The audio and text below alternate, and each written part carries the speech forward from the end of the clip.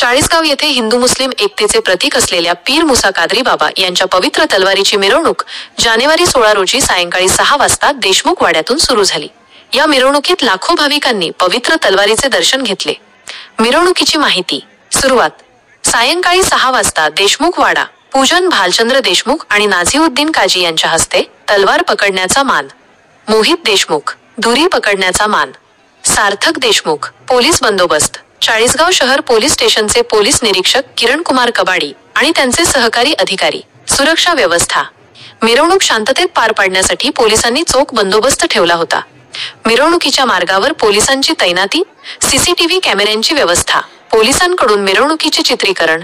मिरवणूक रात्री 10 वाजेपर्यंत चालणार होती।